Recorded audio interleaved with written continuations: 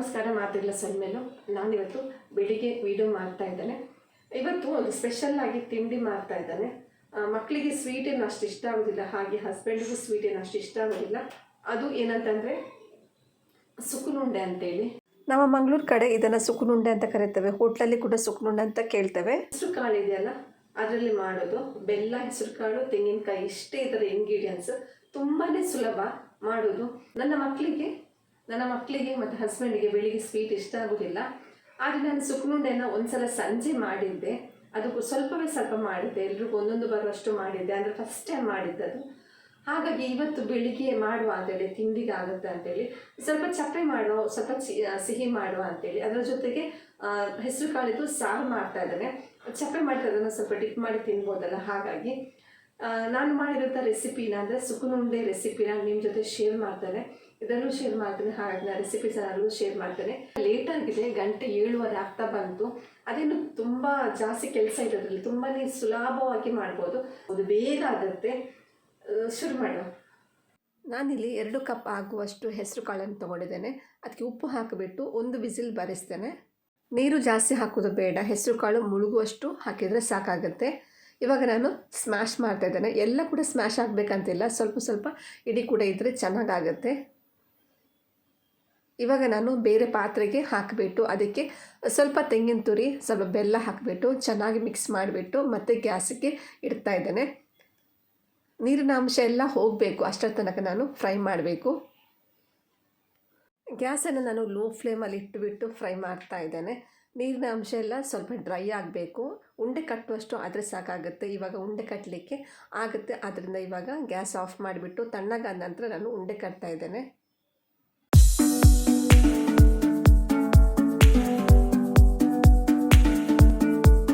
ಇವಾಗ ಕೋಟಿಂಗ್ಗೆ ರೆಡಿ ಮಾಡ್ಕೊಳ್ಳೋಣ. ನಾನಿಲ್ಲಿ 2 ಚಮಚದಷ್ಟು ಅಂದರೆ 2 ಸೌಟಿನಷ್ಟು ಅಕ್ಕಿ ಹಿಟ್ಟನ್ನು ತೊಗೊಂಡಿದ್ದೇನೆ. 2 ಟೀ ಸ್ಪೂನು ಮೈದಾ ಹಿಟ್ಟನ್ನು ತೊಗೊಂಡಿದ್ದೇನೆ. ರುಚಿಗೆ ತಕ್ಕಷ್ಟು ಉಪ್ಪು ಮತ್ತು ಕಲರಿಗಾಗಿ ಹಳದಿ ಪೌಡರ್ ಹಾಕೋತಾ ಇದ್ದೇನೆ. ಜಾಸ್ತಿ ತೆಳ್ಳಗಾಗಬಾರ್ದು, ಜಾಸ್ತಿ ದಪ್ಪನೂ ಆಗಬಾರ್ದು, ಮೀಡಿಯಮಲ್ಲೇ ಇರಬೇಕು. ಚೆನ್ನಾಗಿ ಮಿಕ್ಸ್ ಮಾಡ್ಕೋಬೇಕು, ಗಂಟಿರಬಾರ್ದು. ನೋಡಿ, ಇಷ್ಟು ತೆಳ್ಳಗೆ ಬಂದರೆ ಸಾಕಾಗುತ್ತೆ. ಇವಾಗ ನಾನು ಎಣ್ಣೆಯನ್ನು ಕಾಯಿಸೋದಕ್ಕೆ ಇಡ್ತಾ ಇದ್ದೇನೆ. ಫ್ಲೇಮು ಮೊದಲಿಗೆ ನಾವು ಹೈ ಫ್ಲೇಮಲ್ಲಿ ಇಟ್ಕೋಬೇಕು, ಮತ್ತು ಮೀಡಿಯಮ್ ಫ್ಲೇಮಲ್ಲಿ ತಂದು ಮತ್ತೆ ನಾವು ಉಂಡೆನ ಒಂದೊಂದನ್ನೇ ಬಿಡಬೇಕು. ನಂದಿಲ್ಲಿ ಪಾತ್ರೆ ಚಿಕ್ಕದು, ಹಾಗಾಗಿ ನಾನು 4 ಉಂಡೆನ ಮಾತ್ರ ಬಿಡ್ತಾ ಇದ್ದೇನೆ.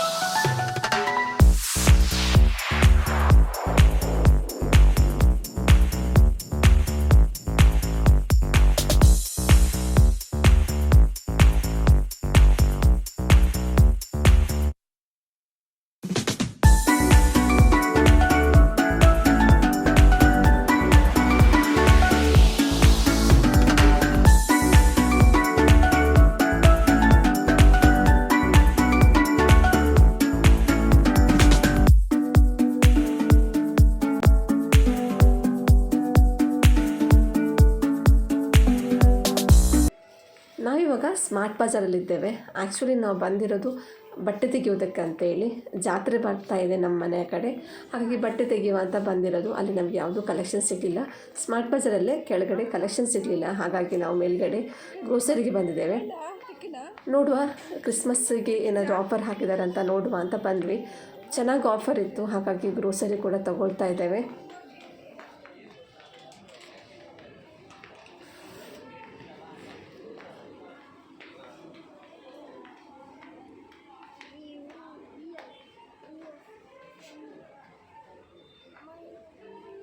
roll on.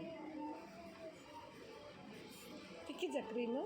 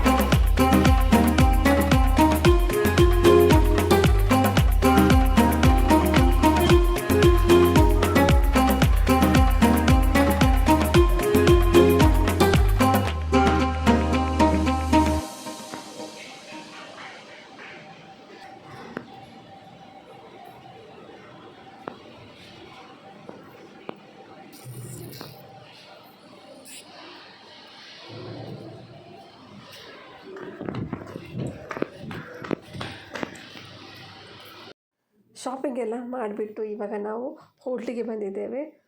ಗೊತ್ತಲ್ಲ, ಶಾಪಿಂಗ್ ಮಾಡಿ ನಡೆದು ಮಕ್ಕಳಿಗಂತೂ ಸುಸ್ತಾಗಿದೆ. ಮಾಲಿಗೆಲ್ಲ ಬಂದರೆ ಹಾಗೆ ಅಲ್ವಾ, ಅಂದರೆ ಸೂಪರ್ ಮಾರ್ಕೆಟಿಗೆಲ್ಲ ಬಂದರೂ ಕೂಡ ಹಾಗೆಯೇ ತುಂಬ ಇರುತ್ತಲ್ಲ, ತುಂಬ ಏರಿಯಾ ಇರುತ್ತೆ. ನಡೆದು ನಮಗೆ ಟೈಮ್ ಹೋಗೋದೇ ಗೊತ್ತಾಗೋದಿಲ್ಲ. ಅಷ್ಟೊತ್ತಿಗೆ ಮಕ್ಕಳಿಗೆ ಹಸಿವಾಗಲಿಕ್ಕೆ ಶುರು ಆಗುತ್ತೆ. ನಾವು ಜಂಕ್ ಫುಡ್ ಅಂತೂ ಮಕ್ಕಳಿಗೆ ಹೊರಗಡೆ ತೆಗೆದುಕೊಡೋದು ಅಪರೂಪ. ತೆಗೆದುಕೊಡೋದಿಲ್ಲ ಅಂತ ಏನಲ್ಲ, ಅಪರೂಪ. ನನ್ನ ಹಸ್ಬೆಂಡ್ ಹೆಚ್ಚಾಗಿ ಹೋಟ್ಲಿಗೆ ಊಟಕ್ಕೆ ಕರ್ಕೊಂಡು ಹೋಗ್ತಾರೆ. ಇದು RTOದಲ್ಲಿ ಇಲ್ಲಿ BSNL ಆಫೀಸ್ ಬರುತ್ತಲ್ಲ, ಅದರ ಹತ್ರನೇ ಬರುತ್ತೆ. ನನ್ನ ಹಸ್ಬೆಂಡ್ ತುಂಬ ಸಲ ಇಲ್ಲಿ ಬಂದಿದ್ದಾರೆ, ನಾವು ಕೂಡ ಬಂದಿದ್ದೇವೆ. ಇದರ ಮೊದಲೇ ಹೆಸರು ಹೋಟೆಲ್ ಪರಿವಾರ ಅಂತೇಳಿ, ಇವಾಗ ಹೆಸರು ಚೇಂಜ್ ಆಗಿದೆ. ಸೂಪರ್ ಆಗಿದಂತಹ ಫಿಶ್ ಕರಿ ರೈಸ್ ಸಿಗುತ್ತೆ. ಮತ್ತು ಇಲ್ಲಿ ತುಂಬಾ ಫೇಮಸ್ ಅಂತಂದರೆ ಗೀ ರೋಸ್ಟ್ ಚೆನ್ನಾಗಾಗುತ್ತೆ. ಇವ್ರದ್ದು ghee roast, chicken ghee roast ಆಗಿರ್ಬೋದು, ಮತ್ತು ಪ್ರಾನ್ಸ್ ಆಗಿರ್ಬೋದು, ಬಂಡಸ್ ಆಗಿರ್ಬೋದು, ಎಲ್ಲ ಗೀ ರೋಸ್ಟ್ ಚೆನ್ನಾಗಾಗುತ್ತೆ. ಲಾಸ್ಟ್ ಟೈಮ್ ನಾವು ಬರಬೇಕಿದ್ರೆ ಇಲ್ಲಿ ಬಂಡಸ್ ಗೀ ರೋಸ್ಟ್ ತಿಂದಿರೋದು. ಇವತ್ತು ಚಿಕನ್ ಗೀ ರೋಸ್ಟ್ ತಿಂದಿದ್ದೇವೆ. ನಾನು ಮತ್ತು ನನ್ನ ಹಸ್ಬೆಂಡ್ ಊಟ ಮಾಡಿದ್ವಿ. ಮಕ್ಕಳು ಬಿರಿಯಾನಿ ತೊಗೊಂಡ್ರು. ಗೀ ರೋಸ್ಟ್ ಅಂತೂ ಸಖತ್ತಾಗಿತ್ತು. ಯಾವ ರೀತಿ ಮಾಡ್ತಾರಂತ ಗೊತ್ತಾಗೋದಿಲ್ಲ, ಅಷ್ಟು ಚೆನ್ನಾಗಿತ್ತು. ಎಲ್ಲ ಊಟ ಎಲ್ಲ ಮುಗಿಸ್ಬಿಟ್ಟು ಇವಾಗ ಮನೆಗೆ ಬಂದು ಸ್ವಲ್ಪ ರೆಸ್ಟ್ ಮಾಡಿಬಿಟ್ಟು, ನಾನಿನ್ನೂ ಬಂದು ಬಟ್ಟೆ ತೆಗಿಲಿಲ್ಲ. ನಾನು ಇನ್ನೂ ಬಟ್ಟೆ ತೆಗೆದು ಸ್ನಾನ ಮಾಡಿದರೆ ಮತ್ತೆ ಯಾವ ಕೆಲಸ ಮಾಡಲಿಕ್ಕೆ ಆಗೋದಿಲ್ಲ ಅಂತ ಹೇಳ್ಬಿಟ್ಟು ಮೊದಲಿಗೆ ನಾನು ಅನ್ಪ್ಯಾಕಿಂಗ್ ಮಾಡ್ತಿದ್ದೀನಿ. ಅಂದರೆ ಫಸ್ಟಿಗೆ ನಾನು ಬಿಲ್ಲನ್ನು ಚೆಕ್ ಮಾಡ್ತೇವೆ. ಯಾವಾಗಲೂ ಅಷ್ಟೇ ಬಿಲ್ ಚೆಕ್ ಮಾಡ್ತೇವೆ. ಇವತ್ತಂತೂ ಜಾಸ್ತಿ ಗ್ರೋಸರಿ ಇತ್ತು, ಹಾಗಾಗಿ ಬಿಲ್ ಚೆಕ್ಕೇ ಮಾಡಬೇಕಂತೇಳಿ ಮೊದಲಿಗೆ ಕೂತೆ. ನಾಳೆ ಅಂತಾದರೆ ಅದು ನಾಳೆಗೆ ಹೋಗುತ್ತೆ. ತರಕಾರಿ ಎಲ್ಲ ಇತ್ತು, ಫ್ರೂಟ್ಸ್ ಇತ್ತು, ಅದು ನಾಳೆಗೆ ಅಂತ ಇಟ್ಟರೆ ಅದು ಕೆಡುತ್ತೆ. ಹಾಗಾಗಿ ಇವತ್ತೇ ಎಲ್ಲ ಚೆಕ್ ಮಾಡಿಡೋಣ ಅಂತೇಳಿ ಡಿಸೈಡ್ ಮಾಡಿ ನಾನು ಫ್ರೆಶ್ ಅಪ್ ಆಗಲಿಕ್ಕೆ ಹೋಗಲಿಲ್ಲ. ಸೀದಾ ಬಂದು ಕೂತ್ಬಿಟ್ಟೆ. ಸ್ವಲ್ಪ ಹೊತ್ತು ಕೂತಿದ್ದೆ, ರೆಸ್ಟ್ ಮಾಡ್ತಿದ್ದೆ. ಇವಾಗ ಸೀದಾ ನಾನು ಚೆಕ್ ಮಾಡಲಿಕ್ಕೆ ಕೂತಿದ್ದೇನೆ. ಆಲ್ರೆಡಿ ಡಿಸ್ಕೌಂಟ್ ಎಲ್ಲ ಇತ್ತು, ಹಾಗಾಗಿ ನಾವು ಗ್ರೋಸರಿ ತೊಗೊಬಂದ್ವಿ. ಬಿಲ್ಲಲ್ಲಿ ಕೂಡ ತುಂಬಾ ಆಫರ್ ಹಾಕಿದ್ರು, ₹1 ₹2 ಅದರಲ್ಲೂ ಕೂಡ ಡಿಸ್ಕೌಂಟ್ ಇತ್ತು ಬಿಲ್ಲಲ್ಲಿ ಕೂಡ. ಹಾಗಾಗಿ ತುಂಬ ಖುಷಿ ಆಗ್ತಿತ್ತು ನನಗೆ ಮತ್ತು ನನ್ನ ಹಸ್ಬೆಂಡಿಗೆ. ಈ ಸಲ ಗ್ರೋಸರಿ ಜಾಸ್ತಿ ಬಂದಿದೆ, ಹಾಗಂತ ಜಾಸ್ತಿ ದುಡ್ಡೇನಾಗಲಿಲ್ಲ, ಕಡಿಮೆ ದುಡ್ಡಾಗಿದೆ. ಆಫರ್ ಚೆನ್ನಾಗಿತ್ತು.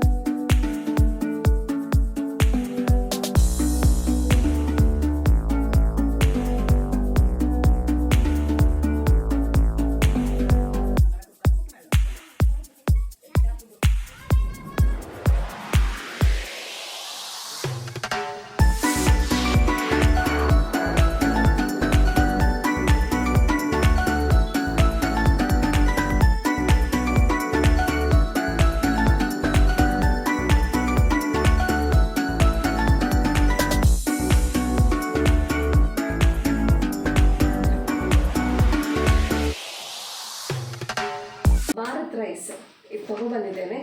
ನಾನು ಫೇಸ್ಬುಕ್ಕಲ್ಲಿ ಯೂಟ್ಯೂಬಲ್ಲೆಲ್ಲ ನೋಡಿದ್ದೆ, ಕೆಲವರು ಹಾಕಿದ್ರು ರೈಸ್ ಹೇಗಿದೆ, ಅನ್ನ ಮಾಡಿ ಕೂಡ ಹಾಕಿದ್ರು, ಅದು ಅನ್ನ ಹೇಗೆ ಬರುತ್ತೆ ಅಂತ ಹಾಕಿದ್ರು, ಮತ್ತು ಕೆಲವು ರೆಸಿಪಿ ಮಾಡಿದ್ರು ಅದು ಹೇಗೆ ಬರುತ್ತೆ ಅಂತ ಹಾಕಿದ್ರು. ಆದರೆ ನಮಗೆ ಇಲ್ಲಿ ಸಿಗ್ತಾ ಇರಲಿಲ್ಲ, ನನಗೆ ಗೊತ್ತಿರಲಿಲ್ಲ ಸಿಗ್ತಾ ಇತ್ತೆ ಅಂತೇಳಿ. ಆದರೆ ನನಗೆ ಇಷ್ಟರ ತನಕ ಸಿಗಲಿಲ್ಲ. ಬೆಂಗಳೂರಲ್ಲೆಲ್ಲ ಸಿಗ್ತದೆ ಅಂತ ಹೇಳ್ತಿದ್ರು, ಆದರೆ ಇವತ್ತು ಅಚಾನಕ್ ಆಗಿದ್ದು ನನಗೆ ಸಿಕ್ಕಿತ್ತು. ಏನು ಗೊತ್ತಾ, ಒಂದು ಕಡೆ ಹೋಗ್ತಾ ಇದ್ವಿ, ಶಾಪಿಂಗ್ ಲಾಸ್ಟ್ ಆಗಿತ್ತು ನಮಗೆ.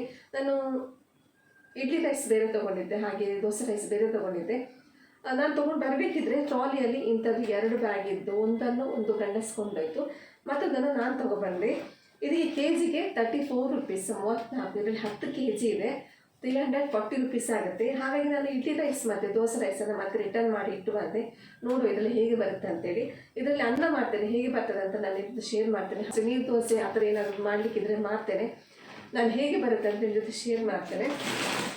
ಭಾರತ್ ರೈಸ್ ನಮಗೆ ಸಿಕ್ಕಿರೋದು ಡಿಮಾರ್ಟಲ್ಲಿ ಅಲ್ಲ, ಸ್ಮಾರ್ಟ್ ಬಜಾರಲ್ಲಿ. ಡಿಮಾರ್ಟಲ್ಲಿ ನಾನು ನೋಡಲಿಲ್ಲ, ಸ್ಮಾರ್ಟ್ ಬಜಾರಲ್ಲಿದೆ. ಗ್ರೋಸರಿ ಏನೆಲ್ಲ ತುಂಬಿಸ್ತೇನೆ, ಅದೊಂದು ಕೆಲಸ ಇವಾಗಲೇ ಮಾಡ್ತೇನೆ. ವೆಜಿಟೇಬಲ್ಸ್ ಎಲ್ಲ ಇಡ್ಲಿಕ್ಕಿದೆ ಫ್ರಿಜ್ಜಲ್ಲಿ.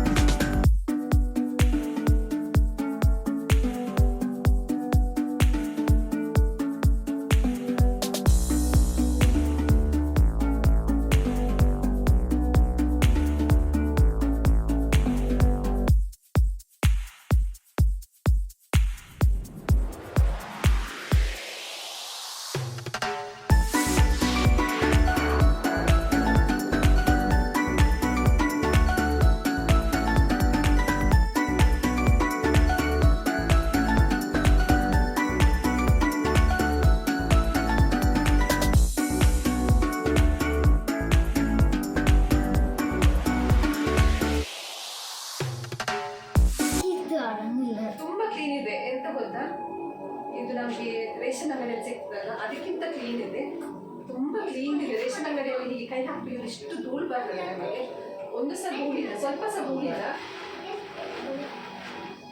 ಚೆನ್ನಾಗಿದೆ, ನೋಡಲಿಕ್ಕೆ ಚೆನ್ನಾಗಿದೆ. ನೋಡುವ ನನಗೆ ಅನಿಸುತ್ತೆ ಚೆನ್ನಾಗಿ ಬರ್ಬೋದು. ಯಾಕಂತಂದರೆ ರೇಷನ್ ಅಂಗಡಿಯಲ್ಲಿ ಸಿಗುವ ಅಕ್ಕಿಯಲ್ಲೇ ಚೆನ್ನಾಗಾಗುತ್ತೆ.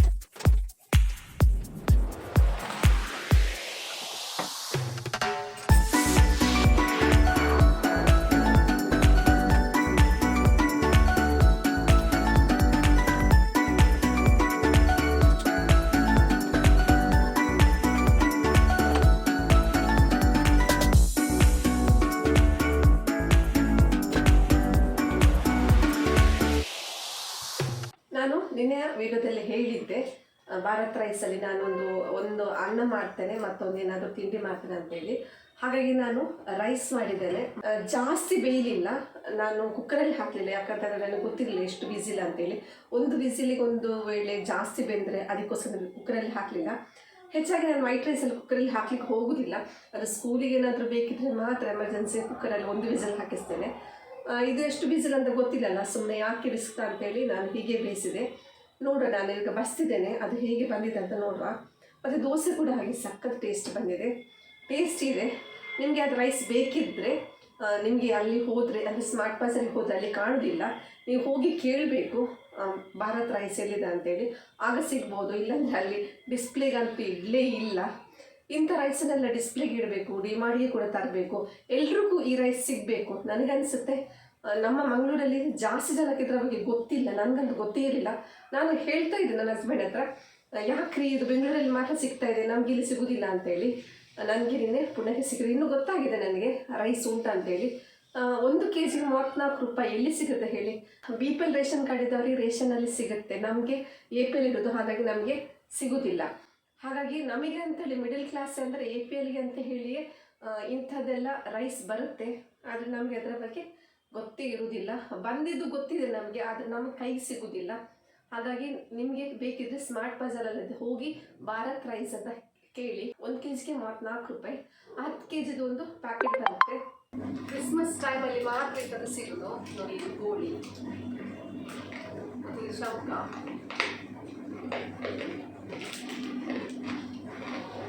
ಟೇಸ್ಟ್ ಮಾಡಿ ಚೆನ್ನಾಗಿದೆ ಆಯಿತಾ, ಕೇಳಬೇಕು ಆಗಿನ ಕಾಲದಲ್ಲಿ